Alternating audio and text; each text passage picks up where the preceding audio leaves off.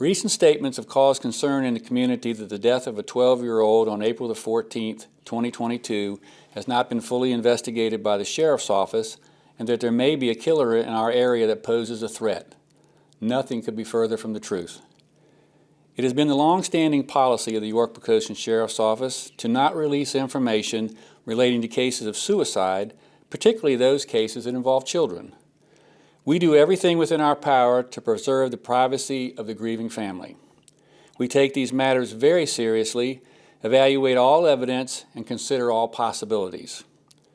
The York-Poquoson Sheriff's Office is aware of a recent social media site created to provide the public with theories surrounding the death of this 12-year-old.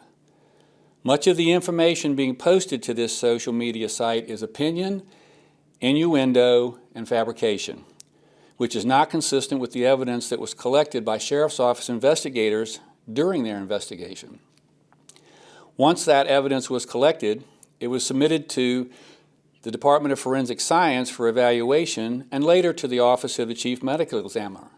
By law, in Virginia, it is the Chief Medical Examiner's responsibility to determine the manner and cause of death which they, the Chief Medical Examiner's Office, determined to be a suicide. In addition, the Sheriff's Office met with the family on multiple occasions and gave them the opportunity to discuss this investigation. Additionally, an offer was made to have a group meeting after the findings of the Chief Medical Examiner's Office that would include the family, members of the York-Poquoson Sheriff's Office, and the Office of the Chief Medical Examiner. As of this date, the family has not expressed interest in scheduling the meeting. Instead, they chose to post this video publicly. There were several key points that were made in this video that the Sheriff's Office will address. First, in the video, the mother said, "They have told me a few times that they really don't know how to investigate this kind of murder case because it's really complicated." The implication being we, the York-Poquoson Sheriff's Office. That statement is absolutely not true and was never made to this mother. Our investigators are recognized in the Hampton Roads area as professional, caring, competent major crimes investigators.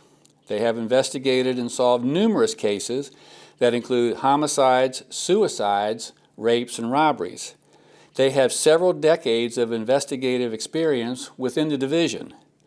The investigation divisions consist of graduates of the Virginia Forensic Science Academy, which has certified them as crime scene experts. Along with processing the scene and interviewing witnesses and the family, investigators interviewed a significant number of people to include surrounding neighbors, lawn care personnel, school officials, friends of the 12-year-old, and other community members. The results of these initial interviews did not identify any potential suspects. Also during the course of this investigation, the family provided information on individuals they believe may be involved in the case. Their suspicions were based on people that they merely believed to be in the area at the time of the incident. These individuals were all located, interviewed, and ruled out as persons of interest by Sheriff's Office investigators. The evidence collected and documentation shows many discrepancies in the version that was put forth on the family's page. The videos and photos you see on their social media site are not from the actual scene. They have been fabricated. First, the video of the man walking in front of their house is from 1 month after the incident, not the day of the incident. 2, the blood spatter image depicted in the video was not from the scene. However, we went back to the home on May 20th, 2022 at the request of the family. During that visit, the mother pointed out a red stain on the wall in the upstairs area of the home. Investigators photographed that stain on that date. Later, investigators reviewed the photographs that were taken on April the 14th, 2022, the day of the tragedy, and that stain was not present on that wall on April the 14th, 2022. In the mother's video, she states that her 2-year-old child witnessed the events that occurred in the house. During a recorded interview on April the 14th, 2022, between the mother and Sheriff's Office investigators, she stated when she left the house that afternoon to take her mother to an appointment, the child was asleep. When she returned home after the tragedy had been discovered, she is quoted as saying to the sheriff's office investigator, quote, "Thank God he was still asleep," meaning the 2-year-old. The information that she stated in her video about the 2-year-old has never been disclosed to the sheriff's office. In the mother's video, she states there was mud in the backyard, even refers to it as swampy. And she noted that there was no dirt on the 12-year-old's feet. Images from the day of the incident on April the 14th show that the grass was not wet and the yard was not swampy. There have been many statements on this website regarding the alleged staging of the scene. The photo of the backyard displayed on the social media site shows a swing set and a chair. It's important to note that the swings that are wrapped over the top post of the swing set and the chair were moved by York County Fire and Life Safety personnel in order to create enough space to render life-saving measures. The chair was moved from its original location under the swing by Fire and Life Safety personnel where the 12-year-old was hanging, to the front of the swing set, and the swings were moved to provide workspace.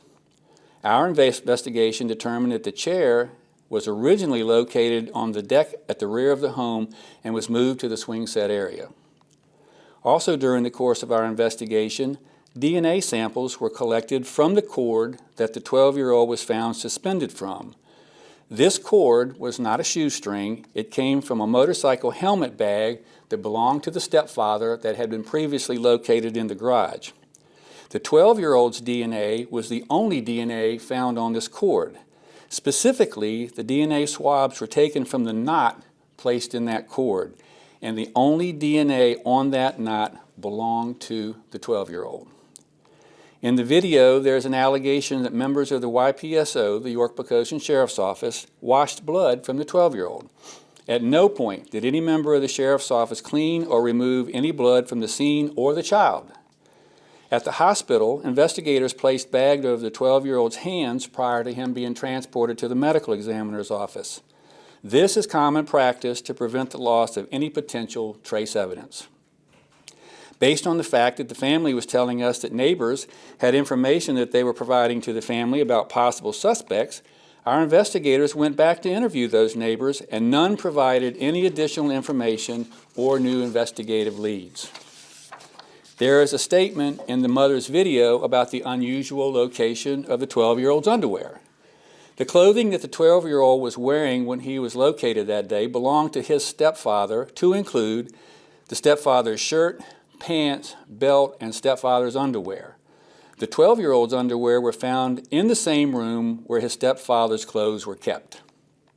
In the video, the mother states that someone from the York-Poquoson Sheriff's Office sent her a text that stated, quote, "Time to move on." To our knowledge, that statement was never made.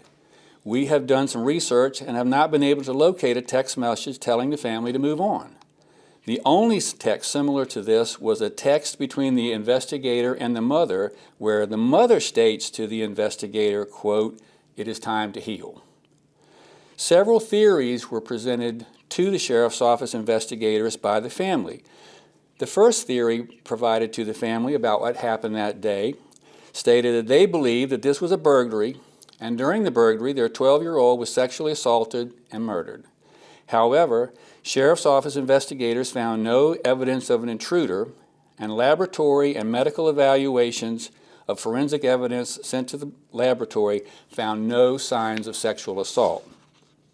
The second theory presented by the family was that this was carried out as a military-type operation directed at them, the family, due to their rank in the United States Air Force. And finally, they identified 3 different people based solely on speculation that they frequented the neighborhood. All 3 of these people were located, and Sheriff's Office investigators eliminated them as persons of interest in this incident. We did not address every inconsistency or fabrication from the social media site. We conducted a thorough, professional, and exhaustive investigation. There is nothing whatsoever to indicate that there is a killer in our community. As I stated at the beginning of this video, it is our policy not to discuss these issues in public, particularly when they involve children. However, the social media site has caused great concern within our community. We still extend an invitation to the family to meet with members of this agency and the Office of the Chief Medical Examiner to discuss the results of the autopsy and our investigation.